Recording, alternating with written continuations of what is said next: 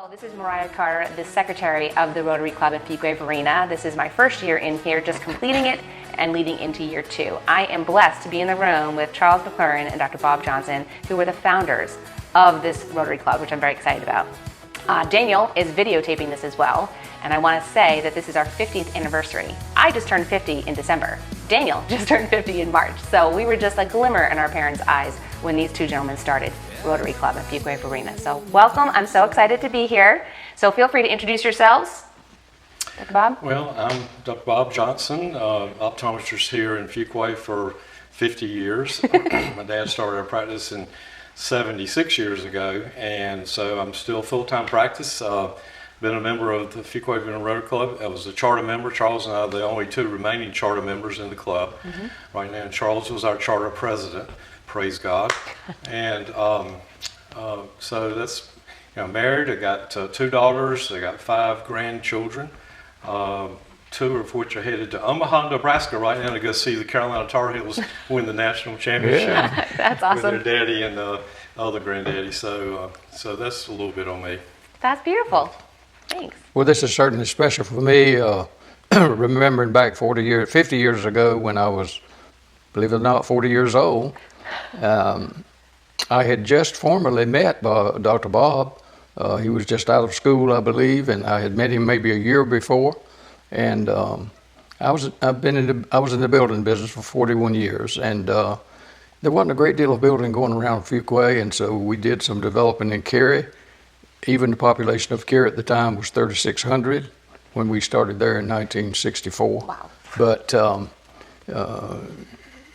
I was contacted by a banker that in the building business, it takes a lot of funds from wherever you can get it. So anyway, we were doing some business with the bank in Cary. And so John Hatcher was working with the bank, and then Ralph Ashworth with Ashworth Drugs in Cary was originally from Fuquay. And so the two of them contacted me and wanted to know that we'd like to be considered that Fuquay become a Rotary Club, have a Rotary Club. So they sent Charlie McCullough, who was the executive director for the Chamber of Commerce in Garner, but was a member of the Clayton Rotary Club and was a past district governor. Rotary Club in Fuquay is because of Charles, but it was Charles McCullough. Not McLaurin. Charlie was good, let me tell you. He put his whole self into seeing that we got off to a good start. My year was made to be good because of Charlie. When the district governor came, for an example, Charlie had us to, our 4 avenues of service had already met, had planned the year, and had written out our plan on different color paper. And when the district governor was there, each of the 4 avenues of service stood up, addressed the governor, gave a report, and delivered a copy to the governor. You mean like a political governor or the governor of Rotary? Governor of Rotary was there, and we, each avenue of service, addressed the governor and went and presented him a copy of the plan for the year. I mean, Charlie had us. It was amazing. And but anyway, we made contact with, I began to say, well, Rotary was about service above self. Charlie laid out on the table when I met with him for breakfast that morning, first time, the idea was being introduced. And he put down service above self. He said, Charles, what do you think of that? I said, well, I like that. I said, that's a command that God gave us. Okay? And so he said, well, how would you like to be a part of an organization that would promote that? And I saw this as Dr. Bob, an extension of our faith. It's living out our faith. Absolutely. We can talk about it all we want to, but living it out is service above self. And so I began to think about who would share that concept, that would also like to be involved in where they could give themselves. And it was pretty easy for me to find. We found 22, I believe, in the community. At that time, it was encouraged that you get business leaders and so forth, which Rotary was started from. When Paul Harris started in Chicago, he invited 4 of his friends into his office, and they met at different offices, and that's where the name Rotary came from, rotating Can between you explain who offices. Paul Harris is to those who don't know who Paul Harris is? was the first president of Rotary, period. What year? Do you remember? 1902, 07 or something around. So early 1900s. early, Paul very Harris early started this. 1900s, yes. And the Rotary means the business leaders rotated their business. He was rotating offices between offices, for your that's where it meetings. came from, yes. He was a lawyer. Okay. Okay. I'm sorry. What type of lawyer was Paul Harris? Was Back he? in those days. In those days, they didn't There's designate them one different, lawyer they were did just everything. So you lawyers. just knew the law. Yeah. Whether it be Yeah. political, Yeah, civil, like specialized. Yeah. okay. I don't know that I ever knew. They Which, didn't have specialty lawyers. Okay. but I would say within 90 days' time from when I met with Charlie, I don't have the dates, but if I would guess, I would say I met with him in February. Okay. And we were able to put together the 1976. group, and in June organized. And of course, we were meeting every week, every week. And it was determined that if we had a club, we would have to meet at breakfast. And there was not a club in the district that met for breakfast. They either met for lunch or dinner. Oh. At that point in my life, I had determined that I needed to be at home with my children at night. And so I said, there's no way that I'm going to be a part of it if we need to meet at lunch and breakfast. And also there was another factor in that. Fuquay did not have the employment base to provide the job, so most everybody worked outside of Fuquay. Oh, so they couldn't make They it. went out. They lived here. It was a bedroom community to the Research Triangle, to state government jobs, rather than employment here. Well, through the years, that changed, and we went to a lunch club because the membership was here. Yeah. And then also the club for breakfast, so it's now both. In your formative years starting Rotary, what was a challenging moment you had that you'll never forget, or maybe a comical one? Was there something goofy, funny that happened with the members that was just something you talk about 50 years later, or something challenging that you said, oh heck, we're never going to be able to achieve this, but you did?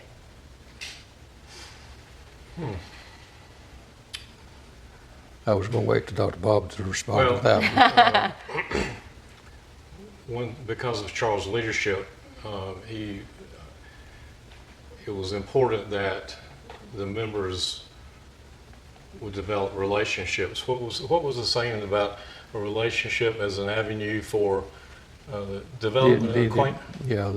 What was that? The development of an acquaintance Uh-huh. as an opportunity for service. For service, yes. That's a good one. And that was Check your Rotary information, that's in there. That's one of the four. It's development of an acquaintance as an opportunity for service. Okay. yeah, That's what Rotary's about. Yeah. yeah. So he was all over that, Yeah. and he was all about that. And so when I came in, I'll share a little bit about. And you came in because of Charles, right? Well, I mean, I was the new kid on the block. I mean, Charles. I mean, I wanted to be like Charles McLaurin. Oh, come on. I Let's did. cut that part. But it was not just him. There was a lot of other men. I was 26 years old. Most of the others were in their 30s and maybe a few years older than Charles. But most of them were his age or younger. Well, for 40 back then, when you're 26, is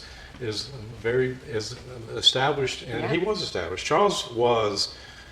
He was by the North Carolina Homeowners Association picked at that year as the builder of the year for North Carolina. So this is who invited me to come to be in Rotary. That's blessed, yeah. Your memory's slipping a little, Bob. That didn't come about until 1982. I thought it was 75. No. Well, anyway, North Carolina his was 82. I had been Wake County already, but North Carolina was 82. Okay, well, I'll take that back. But anyway. But the reason he was builder of the year because of that reputation Yep. that preceded him. And so, man, when they came to me and asked me, see, back in those days, you only had one representative from one profession or vocation. So it was like a B&I, It was what? like a B&I, business networking. That's how it is now. You have to have one lawyer. You have to have one doctor. You have to one. So that's how it was with Rotary That's back what in the Rotary day. was. Yep. And that was, you were called an active member, and then you could bring another person from your profession in upon your permission, and they were called an additional active member. But could they complement your skill set or what your role was, or could they match your role? Well, I mean, the reason the reason I what an honor to represent my profession with these men that I greatly admire and aspire to be like them. And then when we get into, we'll talk about the four-way test stuff here a little bit later, but all those things were just, it was like, yeah, this is who I want to be like, because I knew Charles was a Christian and I am too. And just those kind of things were they were important to me. Mm-hmm. Now, obviously I was starting fresh, new, needed patience. There was an opportunity to network too. Okay. So there was some selfishness in that, but it was really the ideals and the standards and the ethics that Rotary International and Rotary proper in Fuquay held to was what really was an attraction to me. Yeah. But I was just honored that these guys would ask me to be. I got to take the conversation away from him. He's building me up too much beyond reason. Let me say the first year that we elected to promote the four-way test as our project. Mm-hmm. And with Charlie McCullough's direction, we won the district. First year, we won the best project in the whole district. And who voted? From Manio to Burlington. Was other Rotary clubs had to vote on each other clubs? How did you get voted to win? The hierarchy in the district did. But tell them what that project was. Tell them what we did. We promoted the four-way test. We presented a proclamation to the town council and mayor and got them to adopt Fuquay-Varina as a four-way test town. Okay. We came together. I'll jump around here. I'm sorry. But we elected that we didn't want to knock on doors and sell light bulbs. We didn't want to we were lazy, so to speak. We would ante up, we'd pay and get the job done. So we ended up and we bought billboard space. Okay. When you come into Fuquay, this is a four-way test town Rotary Club. That was a billboard as you entered billboard Fuquay. Coming in. That's amazing. And so we went into the high school and got the children to write essays. What would it mean to be a four-way test or the service above self? Yeah. On a side note, at the same time, I was serving on the Wake County Planning and Zoning Board. Mm-hmm. And prior to a meeting, the Raleigh Times reporter, at that time, the News Observer, had an evening newspaper that was called the Raleigh Times. Mm-hmm. That was more local, and the N&O was a more worldwide, national, and so forth. So she was sitting there, and some of them had mentioned they had seen the billboard sign. Did I have anything to do with that? And so we were talking, and I had not even noticed that a reporter was there. But in a few days, an article comes out and tells about that conversation. Oh, boy. We got free publicity, okay? But her point was, can you imagine having to decide on a zoning request? Is it the truth? Is it fair to all concerned? Will it build goodwill and better your friendships, and will it be beneficial to all concerned? How can you apply that to a zoning request? Mm-hmm. Somebody's going to be hurt. Yeah. Somebody's going to gain, and so forth. But anyway, we got good publicity from it, awesome. And we won the district for that. The four-way tests, we had them printed up in placard, mm-hmm. and we had them placed in all the businesses in town. Oh, that's amazing. Oh, yeah. We had it. It was in the schools. It was we all obviously displayed them in our own offices and our own practices mm-hmm. and stuff. But we had most all the businesses. But Rotary is different. Well, I want to ask people come in and they may come in for one reason, but hopefully they get the real reason. Mm-hmm. They may come in because they want to network. They want business. They're trying to get your business was getting started. Yeah. It needed publicity on that, and it did that. But don't forget the main thing. The main thing is service above self, not service for self. Yeah. Good point. Sometimes we tend to drift away from that, mm-hmm. and our motive is to, I need to be in the Rotary Club. That's where my contacts are. Yeah. Don't forget the main thing. You're here for service above self.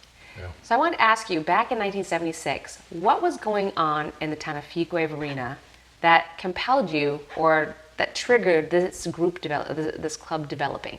Was there something in particular that the town needed for the service above self to happen with a Rotary Club specifically that the churches couldn't fulfill? You had 3,600, 3,500 residents at the time. That was Cary. Fuquay was probably 28.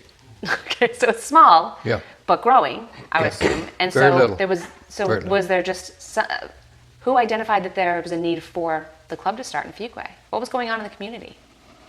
Do you remember? Well, Ralph Ashworth was originally from Fuquay, and he was in Cary. And then my banker was, one of the bankers, okay, was in Cary. And so they had the knowing people in Fuquay, and that club, there was only one club in Cary at the time. And they were trying to see where can we start another Rotary Club. We needed other communities to enjoy what we were enjoying. And so I was fortunate to have been the one to be contacted. Yeah, and in Fuquay at the time there was civic clubs. You had the JCs, but that was for What's a JC? it's called Junior Chamber of Commerce. It was guys generally less than 35 years old. yeah. Okay. So there was age restriction there. The Lions Club. That was the existed. big one at the time. That was the big club that Your dad was very my active dad in. was one of the presidents in that club, and maybe the club that the Kentons were in. There was a Kiwanis. Kiwanis Club. The Kiwanis, that's the one I haven't heard of before. So, the thing that attracted me was I was going to be the one that represented my profession. Because you were And he was the one that specific, represented yeah. his profession or his vocation. And I just thought that was such a great honor. You asked that question a while ago, anything that happened. Yeah, the other question a while ago about anything going on. I don't think it was nothing. I mean, Nothing in particular? the churches were meeting their needs. This was just an adjunct to what we believed. The 408 test is biblical. Service above self is biblical.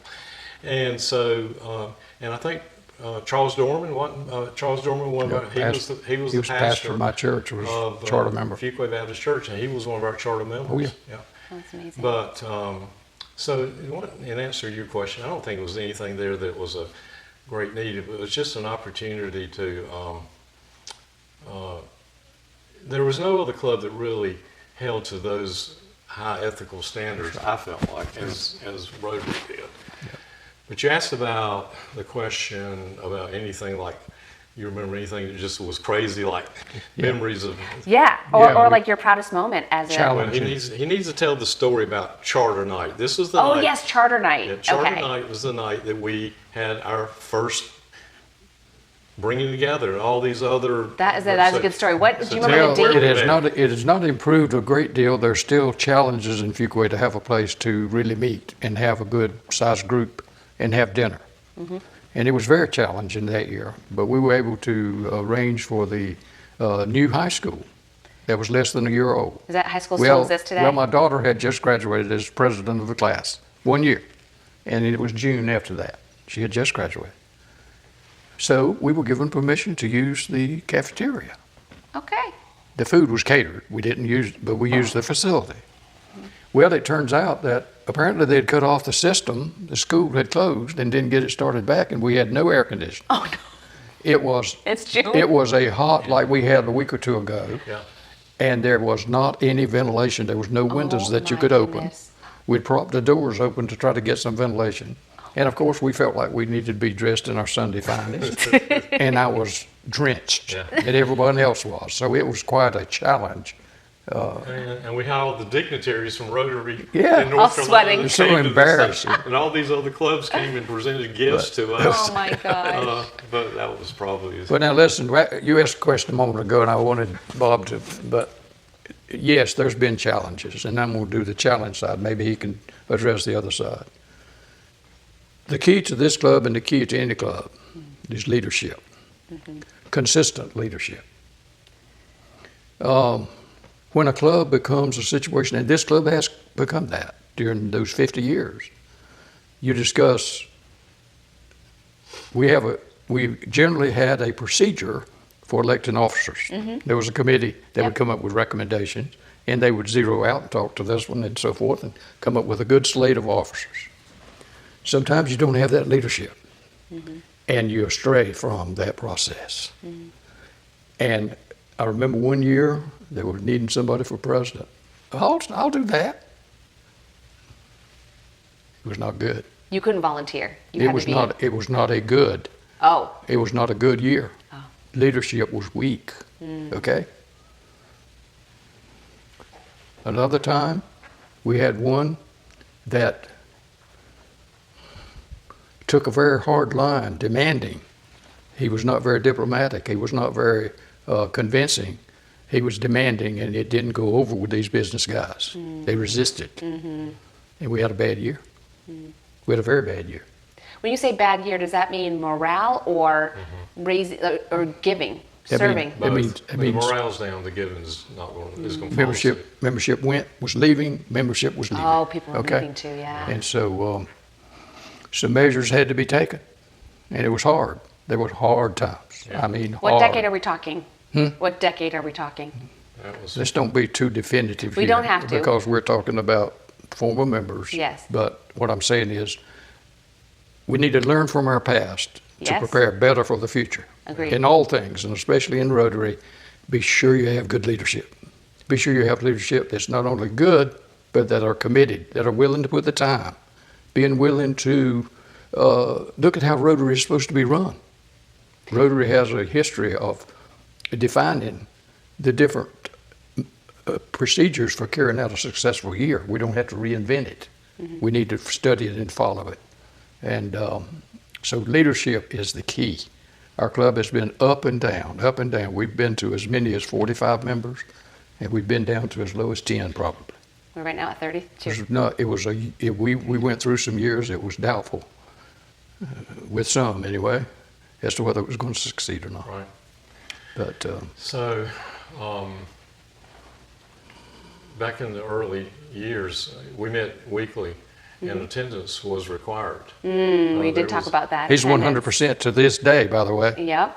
So, and I was inspired by the man, Charlie McCullers, who was Mr. Rotary, the guy that Charles referred to a while ago. Because when I joined Rotary, he had, at that point in time, 40 years of perfect attendance. And I just like, that is crazy. And Charlie was, when he was sick in the hospital, back in the days, you could make up a Rotary meeting, but you had to attend another meeting in person. You couldn't do it online like you do now. No. We don't even have to make them up now because we don't even keep attendance anymore. So that's one of the things, one of my beefs is they've relaxed so many things that were good, healthy, healthy things. But if you missed, was it 4 meetings? 4 in a row, you're out. 4, you were asked to step out of the club, and then somebody else would take your place. And the reason why it was so important to show up at the meetings is why? What was the importance behind that? Is it You lose. You can't fulfill the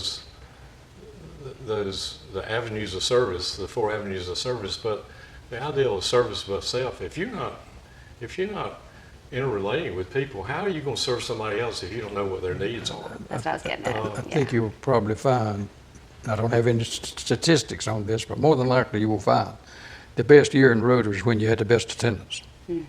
The people were active. They had an interest in what was going on. You're dependable, And if you too. start losing that interest, you start losing any interest in going. Yeah. You need interest in programs. You need interest in projects. People have a passion. If there's something that pulls at the heartstring, Yeah. this is something I need to do. I need to help with it. I don't want to miss out. Yeah. It really comes around to a selfish standpoint to some degree. I don't want to miss it. Okay. There's Fear of missing out. There's a FOMO. scripture verse that says, "Forsake not the assembling of yourselves," and there's a reason for that. It's talking about church, but it's like that in an organization like this. When you forsake the assembling of yourselves, there's no way you can relate or have any idea what's going on You're or on- edify, encourage somebody. But that's why it was so important. You're on the way out. You're on the way out. Yeah. Yeah. All right. So I have a question about what was a moment or a project or maybe a person that made you think this is why we started Rotary? This is why we started. Well, I guess the big one for me was polio, because I'm a little older than Bob, and I grew up in the years of polio. Oh yeah, polio. And yeah. so when someone would have something out of fever or something, oh my goodness, you reckon they have polio? It was a bad time in the 50s. And I remember very well the girl over at Rex Hospital that was in an iron lung. Her name was Kathy Scott. And just years and years and years in that iron lung, and our group at church had visited her. Yeah. So it was that just pulled my heartstring.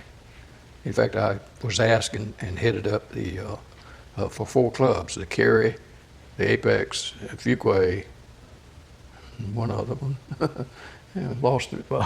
Clayton. No, Holly Springs? but anyway, our club committed over a 3-year period. Now, this was in 1986, okay?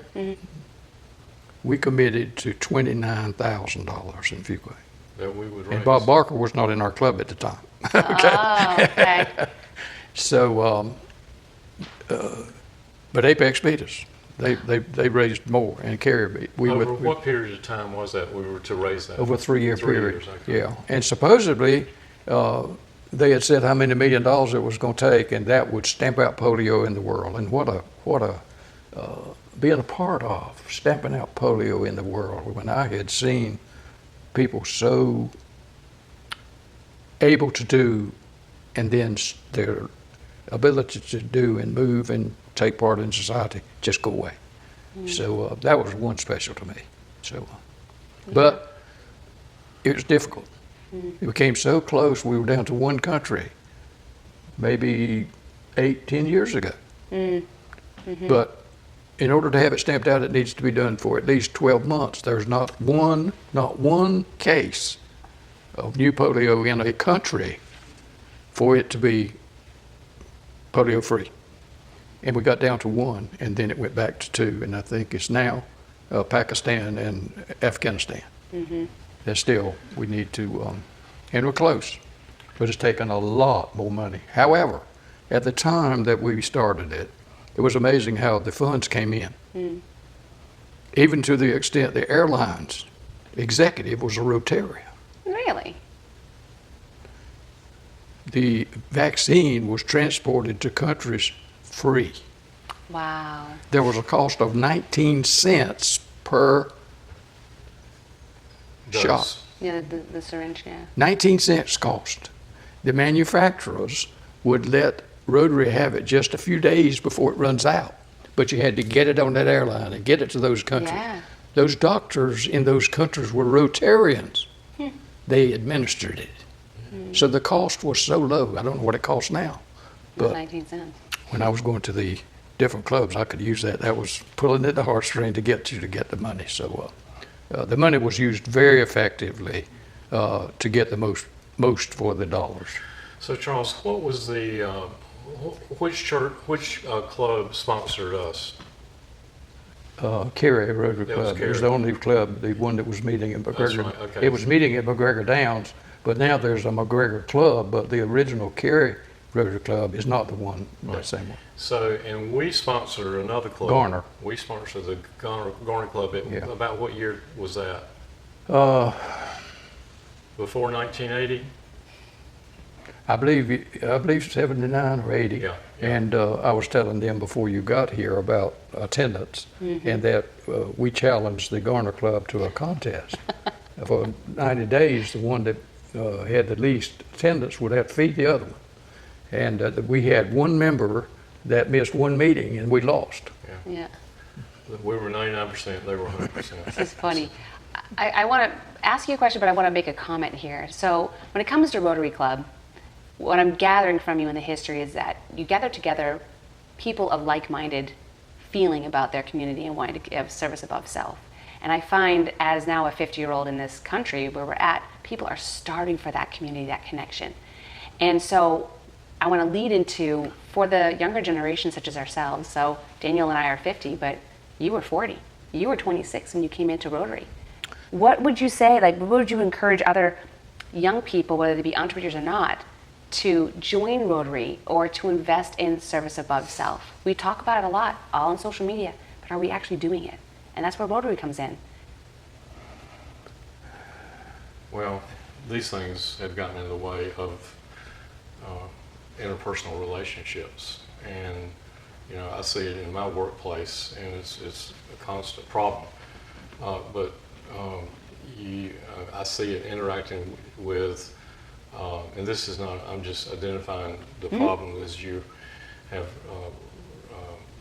spoken about there, but it is a big problem, and many kids, even some of the ones I employ, and I call them kids, they're in their 20s and 30s, but they don't know how to relate to people. Interpersonal relationships are horrible because of this device right here. So, I think that's why, even more so, why it's paramount to meet personally. I mean, we meet twice a month instead of every week, and that was a challenge to do that. But it happened during COVID. Huh? Happened during COVID. Yeah, a lot of things had to change during COVID. Things changed at COVID, and I applaud the club and RI also for creating means and where you could still meet.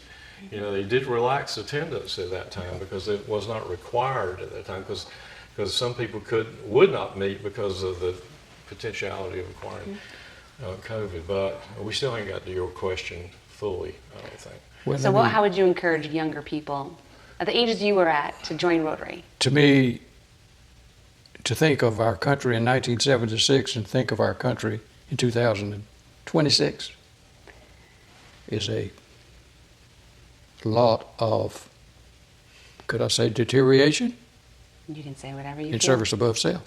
It's more important than ever that Rotary expands and promotes into every community in America and throughout the world service above self. If we lose that, the more we lose, it's needed more than ever. Look at what's happening. There's been many factors through these years that have contributed to this deterioration, in my opinion. I've got some I won't even share today, but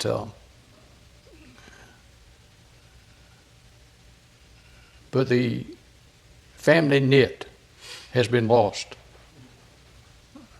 When good things happen, there are trade-offs. When I grew up, we didn't have electricity and we didn't have a car. We visited our neighbors. Now you don't know your neighbor. There are trade-offs. But this is a trade-off we can't lose. We've got to push on to promote service above self and developing an acquaintance as an opportunity for service. And make that service not just when someone else has an idea, and yeah, I'd like to take part in that. What's wrong with you thinking of the idea? Come up with the idea. See the need. Don't say, why doesn't someone do something? Are we not somebody? Yeah. I heard somebody say one time, you made me think of that the greatest deterrent to, in the last 50 years, to people interrelating and just doing things together for your neighbors and stuff was the garage door. The garage door. You pull in that garage door and you hit the button, it closes down, and you're shut out from everybody. Yeah. They didn't have the garage doors when you were first started. We didn't even build garages, we built carports. And you had carports, and you had large porches. I built for about 5 years before I built a garage, but it was carports. What was the reason for large porches? Oh yeah, it'd sit out on the porch and visit with the neighbors. But so many things have contributed to that and to that demise of that lifestyle and stuff. So there again, okay, let's get together. Let's meet twice a month, and share, just like we have, with, I was thinking about Carl, losing his wife, and just loving him so much, and Jimmy losing his son. Yeah. And just loving and helping people walk through those difficult times too. So. I would comment about COVID kind of highlighting how much people in our society feel so alone, and they're looking for purpose. Yeah. And that's where Rotary comes in. You've got community, you have like-mindedness, and you have that opportunity to give back. And it fills your soul. It makes you feel good when you give back. Polio would not have been eradicated, but wasn't really for Rotary. Yeah. The happier people are the ones that are doing something for someone else. Yeah. Yeah. The lonely people, the people that are not giving to others, are suffering. Absolutely. They need the joy that comes from giving. And they don't even realize it yet. So the way society has gravitated, it lends towards self-centeredness. Yes. and we need to be other-centered, that's like we were. Yeah. And a club like Rotary affords that opportunity. Yeah. Yeah, I covered just a few projects that I remember through the years. The earlier project in the 75th year of Rotary, which would have been around 1978, I believe. If you ride Wade Chapel Road going to downtown Fuquay, and you get up, just before you get up on the bridge, you see the tennis courts to the right, and you see the gazebo there. Those posts were put in by us. I'm talking about physically. We didn't contract that out. We put those in physically late in the afternoons and on Saturday. Wow. And those boards on top, I think they may have been replaced since then, but the basic structure is still there. If you haven't visited, I encourage you to go by, because there was a fountain. There was no water there. Okay. And we had a company in Cary to precast out of stone, and we have a plaque in it in commemoration of Rotary's 75th year by the Fuquay Rotary Club. And that provides water for those that are there. That's amazing. But that was built, and it was a lot of rain, and we couldn't get it graded. It was muddy. It was a mess, but we got it. But it was in the 75th anniversary of Rotary International. International, yes. And That's what we does did it there. does it have the four-way test on that plaque? I don't think so. I think we just engraved in a stone, and it's embedded into that precast, and we made it hollow inside and have a door on it so that the functions of the fountains. Yeah, in and there. I think that was the first real physical project. That was the we first did. physical. But another one was a lady by the name of Rush. Betty Rush. Betty Rush was a school teacher, and she was beginning to retire, and she did retire. But she started. She was African American. She started a after-school program at the Pine Acres Community Center. But she made us aware of a need. And so Bob Barker had come into our club then. Bob Barker came in the 80s, and he had 16 computers that he offered was being replaced, but they were still good, and they could be used. And so Betty wanted to set up a computer lab. That's amazing. There was not enough room at the community center. So a contractor that was in our club went and looked at that and determined that if we took the tables and chairs out of this room, that would make a nice room for computers. And so why waste that nice room for storing tables and chairs? So we built a building back here behind, just as simple as we could make it. It stores tables and chairs, okay? We were able, with that, we were able to get maybe brick contributed. We may have gotten concrete contributed, different things contributed. And even Bob Barker was on top of the roof nailing on shingles. No way. Yeah. And I make a put a picture of that. But anyway, it was that was quite a hands-on, active in there doing it. And that particular community center was the lower income section of town too, where they just didn't have the resources for that. And Ms. Rush, had that heart for those kids, and she was very well respected in the community. As long as she lived, I believe she kept that going. And but it's like most anything. If you don't have the person that has the heart for it, you lose it. Yeah. But let me say one thing. We've had some members that have come and gone. We've had some members that have come and stayed. But Bob Barker coming to our club has been such a blessing in his so faithfully giving. Yeah, yes. But I want to offer to this club caution. Don't let Bob pay the bill. We got to do our part. Absolutely. He's offering challenges to us to match. That's quite a commendable. But are we doing it? He'll do it anyway. I know he would, but we need He'll do it anyway. Yeah. He may not. But whatever. We don't miss the joy of giving ourselves. We need to step up and give to these worthwhile projects that are coming before us. One is with us right now with the Boys and Girls Home at Lake Walkmore. Yep. We need to step up to the plate. Boys and Girls Home, yep. So how about telling Mariah about our first large fundraiser that we did? Golf tournament. Polio. Golf tournament. Oh, to raise money, yeah. I would say we averaged $25,000 a year for a good number of years. But I pointed out a moment ago, leadership, we lost it with poor leadership. When a project, whether it's flags, whether it's golf tournament or whatever, you got to be on time. Get in front of it and before the budgets are adopted by companies, they include us in it. You can't wait until 30 days before you're going to go to the golf tournament and get a sponsorship from your larger companies. They don't have it in the budget. They're looking for an excuse not to do it anyway, but go to them early. And so it's hard to make money. It was then, and it is now probably, to make money charging golfers enough to make any money. You'll be lucky if you get even on that. Sponsorships is where your money is. Yeah. But we were able to, and it was earmarked for education. That tournament. It was education to golf tournament. Rotary Education Foundation. Education to golf tournament. And that first year we raised over 20. I mean, I'm talking about netted over $25,000. Some years it got to 30. And where did that money get?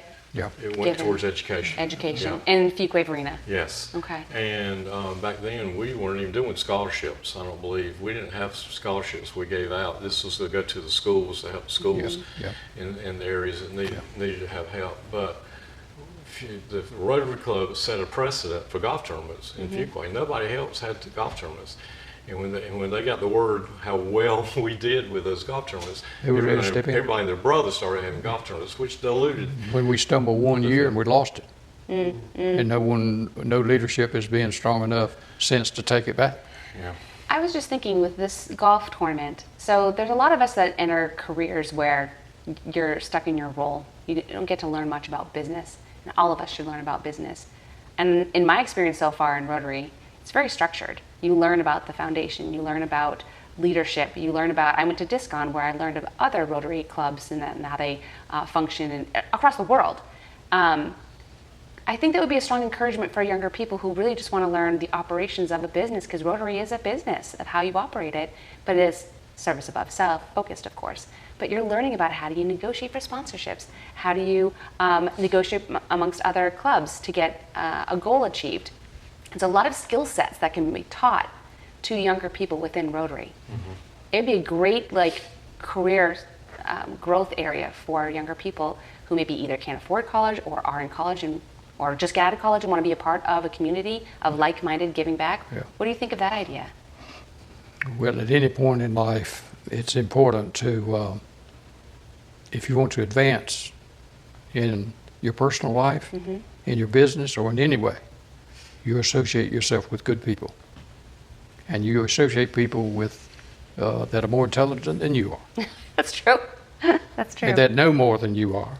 Because in the process, you may pull some of it out and you raise your level. You can't do it isolating yourself. No. You isolate yourself and you will stay the same. You know, Charles, I think one of the things in the earlier years was our club, we would have trips. We would have weekend trips. We would go do as a club. We would have activities. We had probably at least four fishing trips we went on, 2 to Ocracoke, 2 to Cape Charles, Virginia. And I mean he had contacts up there in Virginia. And we would go at least probably a 3-day fishing trip. It was just so much fun to get. Bond. You know, you can only have so much time in an hour meeting. Maybe 30 minutes of it is time of talking, and you got a speaker. Yeah. But those trips, I think that homogenized and galvanized the group together too. We don't do much of that anymore. We get together and do trash pickup, but that's just for an hour or two. And but I think that was instrumental too. You claim I have some memory, and you ignited one. I remember being up there with my brothers fishing, and fortunate enough, the motor on my boat fouled up, and I needed a water pump. And so I called, and I got to drive 20 miles to get it. And so I left my brothers at the motel. You need to cut out a lot of this. But when I got to Harder's to get me a biscuit, as I come out, there was only one other boat in the parking lot, and he was walking out. Tall guy, big guy. Years later, I found out that he was a professional baseball player. No way. And you can look him up online. What's his name? But conversation, developing an acquaintance as an opportunity for service. Yep. The opportunity of service was he told us where to catch fish when Rotary went to Cape Charles years later, okay? The guy told me, he says, when you get your, I asked him, I said, are you catching fish? He says, we're slaying them, boss man. I said, where are you getting them? He said, he said, you get your boat fixed and you call this number. And he wrote very neat on the back of his little card, his number and all. I called him, and man, we slayed the fish. We went to where Arthur Dent was. Arthur was his Arthur contact. Dent. Yeah. Arthur has passed away now, but not only Rotary, but my older friends that went with me fishing over about a 10-year period. When I topped that bridge, 16-mile bridge going over to Cape Charles, hey, Arthur, Charles, where do I need to go? He put me on the fish. And so when we went, Arthur was directing where for us to go. So Quite possibly we could see him. So Bob Barker took his boat one year. Tell him what happened with that. Bob, like mine is now, is not used for a few years, but he took it, and I had a crew on mine, and Bob had some on his, and we got up there about 1 o'clock, and we went out of bed, and we were doing pretty good. But I had had an experience of a cloud coming up, and it moves mighty fast and catch you out there, and I wasn't about to be there. I called. I would go in. I tell the guys now, if the clouds start coming, I said, go, we're going in. And so clouds came, and I said, guys, I'm going in. And so, although we were catching fish, well, we got a little ways, and we got a call from them and said their boat was having trouble, Bob's.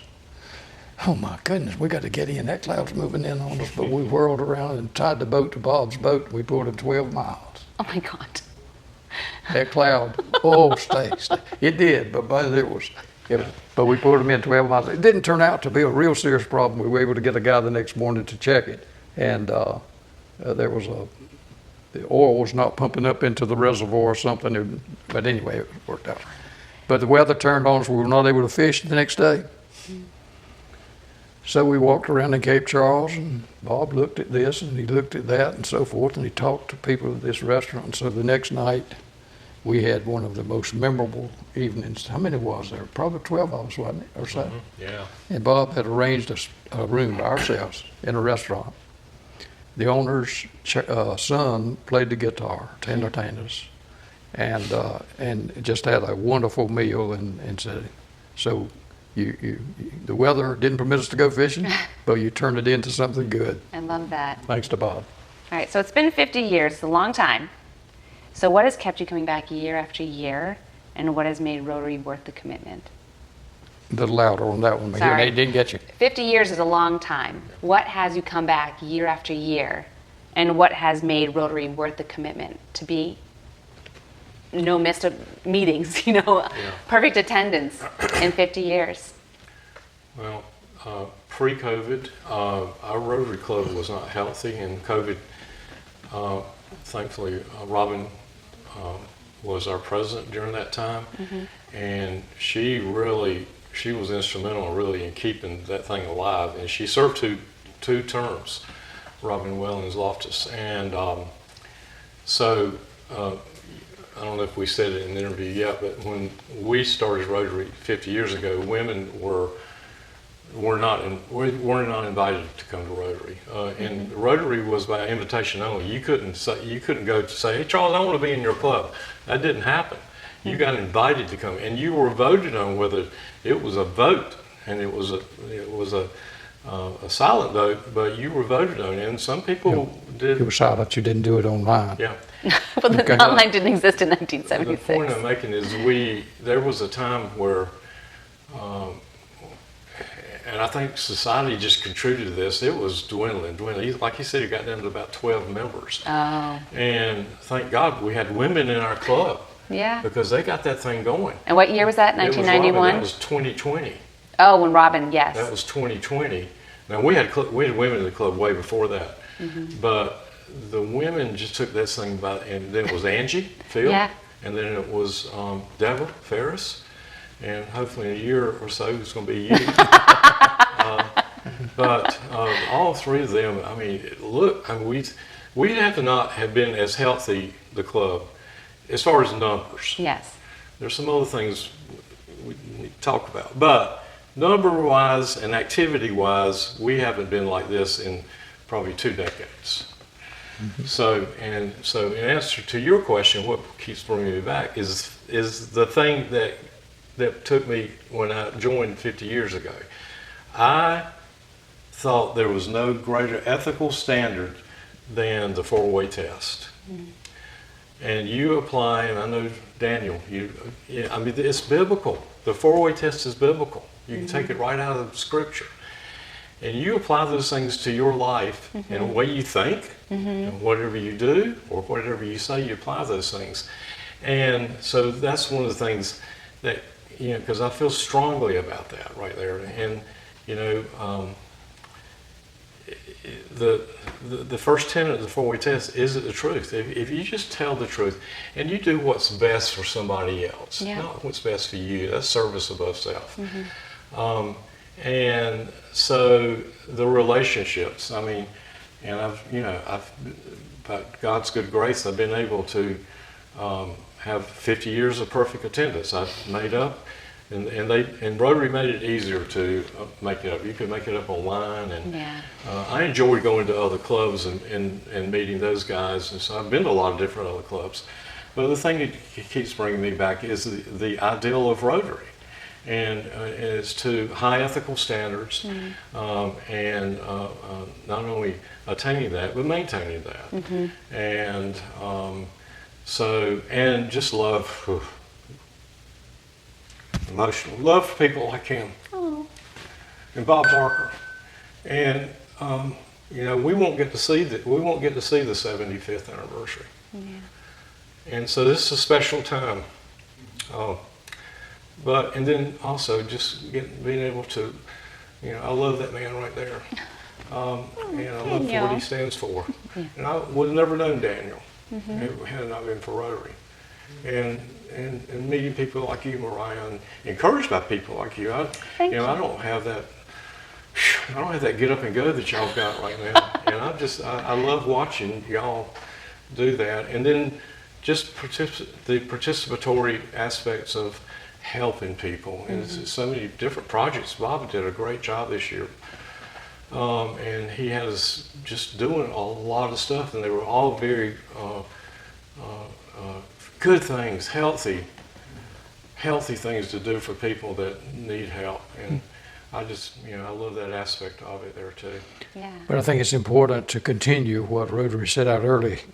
May not be emphasizing as much now, but when we set up our Rotary Club, one vote negative, a member does not become a member. It doesn't have to be a 50% majority, one person. And I remember, I have to admit, I voted no. I kept one person from being a member. I knew that person. And I didn't see, when I hated to do it, but when I saw, will he contribute to what Paul Harris had in mind? Inviting people that he knew of like-minded, that he would like to mingle with, that he would like to talk with individually and share life with, and to build each other up. I didn't see him being that person. I'd had an experience, at least one, with that person. He's not the person really I want to go to lunch with,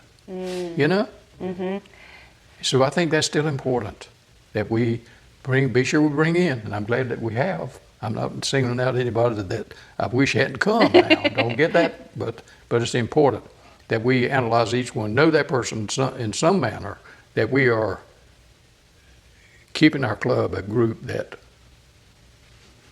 get together for purpose and for service above self. So this leads right into a question I am curious about. So looking at our members today in our club, we're at 32, almost 33 members. We have a new one joining.